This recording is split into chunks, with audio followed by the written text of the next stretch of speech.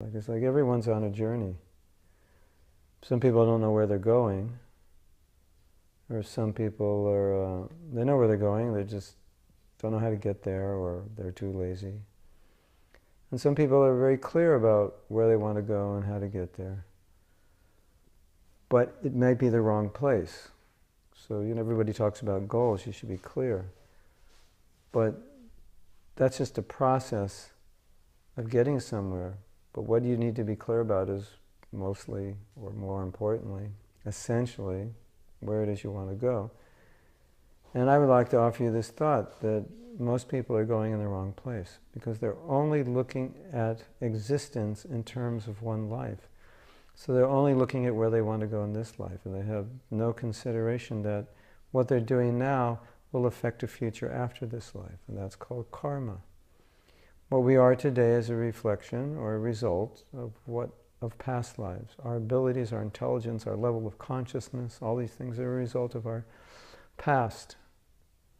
And so how we're acting today will affect our future not only in this life, but in other lives. And very, very few people think like this. Most people are focused on what can I get in the next 5, 10 years, if even that. But we're focused on what we can achieve in this life. And our conception of happiness is also limited because it's limited to the pleasures we get from our physical senses and our mind and intelligence. But we as a soul are beyond that, and the soul is a source of pleasure far beyond the pleasure of the body. But most of our efforts are to give pleasure and happiness on the physical level, emotional, mental, intellectual. But still, I use the word physical, meaning in a body. And that's very limited. And it's also temporary because the pleasure doesn't stay constant. And we have to do things we don't like to get things we like.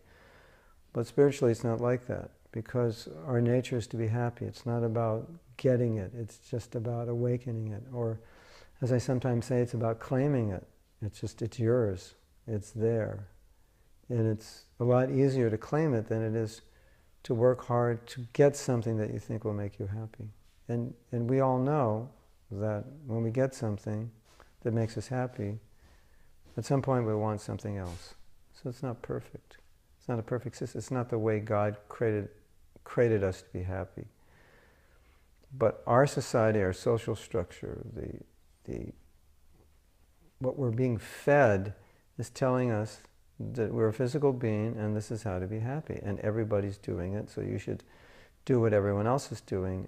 And then you look at other people and you think, oh, they have what I want. And you look at other people and think, oh, they look happy. But actually when you talk to them, they're looking at you and thinking, well, you look happy. Everybody's thinking everyone else is happy because we've been sold a lie that certain things will make us happy. So even if we're not happy, then we think, well, others must be happy if they have it, and maybe I'm just doing something wrong. Yeah, we are doing something wrong, but not what we think we're doing wrong. That's the problem. We are doing something wrong. And the wrong thing is that we're looking for happiness in the wrong place. And it's such a huge illusion, and it's fed to us so consistently. Big smiles of people who've just made a lot of money and now they're happy. But if you look in their life, their relationships are messed up.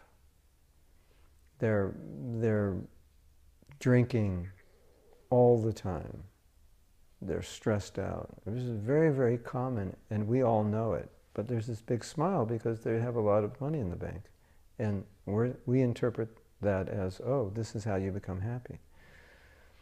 But the reality is, you become happy when you become better as a person. You can't be a bad person. You can't have low consciousness and be happy. It's a paradox. It's a contradiction.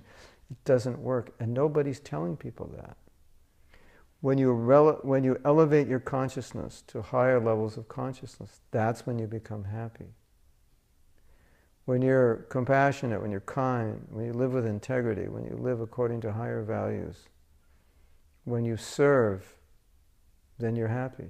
If you don't do that and you just think, I'm going to accumulate and become happy, it doesn't work. It's guaranteed not to work. You don't even have to try. It just doesn't. And there's millions of examples of unhappy people who have everything that we're told will make us happy, and they're not happy. So don't be foolish and follow that example. Rather, claim your own happiness, the happiness that exists within you, the happiness that God created you to be. It's amazing that we suffer so much when God created us as happy beings. Spiritually, we're happy. That's who we are. And we just have to claim it and realize it. And that's what Soul Tools is about. Helping you claim your happiness as a spiritual being.